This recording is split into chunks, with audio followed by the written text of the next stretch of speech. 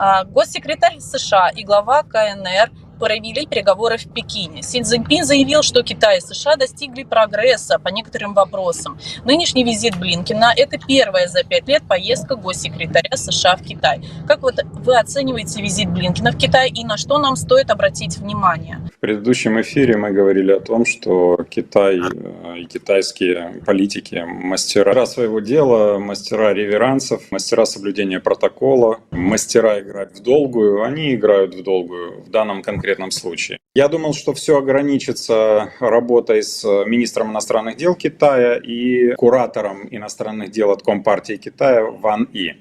Но именно в этом ошибся, и моя молодая логика уступила или проиграла великой мудрости китайского лидера. Он принял Блинкена. Очень интересная фотография, как он с ним встречается. Судя по ней, китайский лидер стоит и ждет, когда Блинкен к нему быстро подойдет. Вот позы это показывают, статику и движение. Причем речь шла о том, что решение о проведении встречи между председателем КНР и госсекретарем США было принято уже в последние, так сказать, часы. Они работали именно на полях площадок Министерства иностранных дел и секретариата Компартии Китая.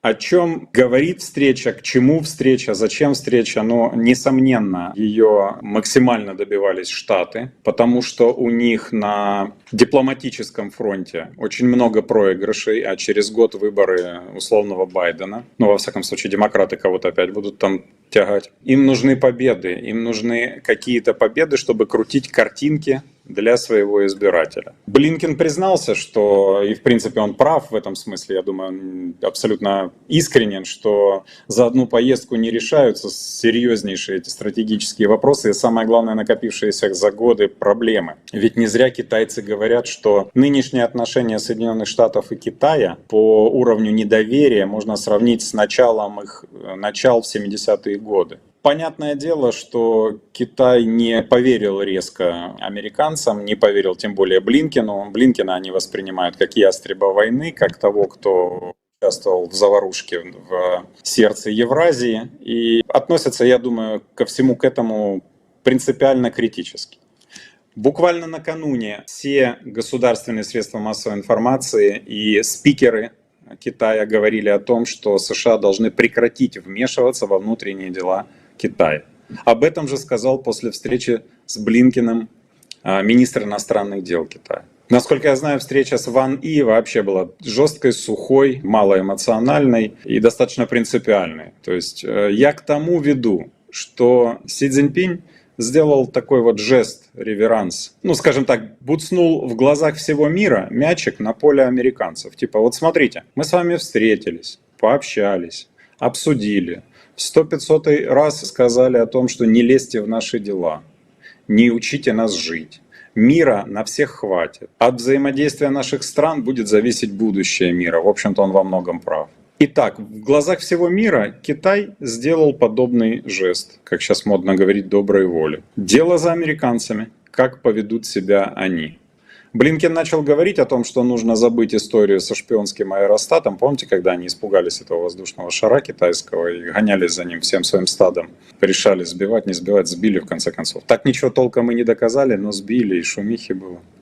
Так вот, понятное дело, что аэростат это даже не микрон, это миллимикрон в тех накопившихся серьезнейших проблемах, которые есть между государствами. И потом, ведь не Китай, а Соединенные Штаты официально назвали Китайскую Народную Республику главной угрозой для себя, стратегической главной угрозой. Помнят ли об этом китайцы? Ну, конечно, это очень памятливые люди с давней историей памяти. Поэтому полагаю, что сегодня китайский лидер показывает всему миру, что он тот лидер, который готов идти на примирение, уходить от конфронтации, примирять других, помогать миру. И у них неплохо это получается, они на самом деле хорошо играют. Они поддержали мирный план Африки по Украине. Они примирили Сирию с Ираном, и, собственно говоря, по сути, Сирия и Иран деблокированы в арабском мире. Это все делает Китай. Его позиции сегодня мощны.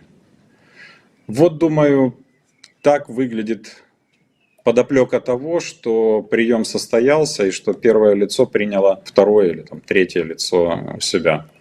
Ни о чем ином там пытаются придумать какие-то идеи о том, что выстраивается новый союз. Нет, не будет никакого там союза.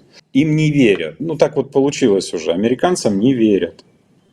Потому что помнят и недавние истории, и ситуацию с Европой. Вы почитайте китайские средства массовой информации. Они же смеются, они говорят, что ну, это надо в аналы современной дипломатии и изучения государства и права ввести то, как Штаты смогли наклонить Европу в своих интересах. Жестко, по-биржевому, так сказать. Это видят китайцы. Думаю, что примеров современных предостаточно, чтобы понимать, что там веры не будет. Для них, наверное, точно так же важно, как, собственно говоря, для всех стран, которые так или иначе завязаны на Тихоокеанском регионе, чтобы все-таки уж лучше как там плохой мир, чем хорошая война. Для них точно так же, наверное, важно, чтобы ситуация не перешла именно в разряд военных, и тогда претерпят все страны, которые выходят к Тихому океану, находятся в Тихоокеанском регионе. Наверное, Китай и его боссы еще раз мирно, уверенно, четко сказали Блинкену: передай своим, что мы не собираемся отходить от своих исконных интересов, интересов нашей страны. Ни на что их разменивать не собираемся. Мы не лезем к вам, мы как быть с вашими штатами, с теми или иными оппозиционерами или еще с чем-то. А вы не лезьте к нам и не учите нас, как быть и как жить. Мы как-то с вами обсуждали ту вещь, что американцы упустили момент, когда Китай вырос из тех штанишек, которые американцы ему намерили. И уже назад они его не затолкают. Вот еще, на мой взгляд, объяснение, почему Блинкена принял. До этого буквально за день Си Цзиньпинь встретился с Биллом Гейтсом. Но представлять этого богача не нужно, думаю, все знают, кто это. Влиятельнейшее лицо, влияющее на слишком многое в этой жизни. И я для себя выписал, вот в какой манере Си Цзиньпинь обратился к нему. Я часто говорю, что основа китайско-американских отношений в людях. Мы всегда возлагаем наши надежды на американский народ и надеемся, что дружба между двумя народами продолжится. Еще раз, мы всегда возлагаем наши надежды на американский народ. На народ.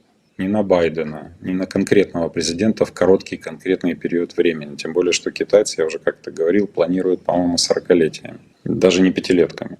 Вот. Это тоже такой вот изысканный кол или посыл через того же Гейтса, верхушки американской, о том, что Китай готов с вами работать, сотрудничать и так далее. С вами, с американским народом, но не с некоторыми временщиками, полагаю так. Да, так вот, даже с точки зрения протокола, встретившись просто американским миллиардером, пусть и очень влиятельным, наверное, была бы ошибка с его стороны не принять Блинкена.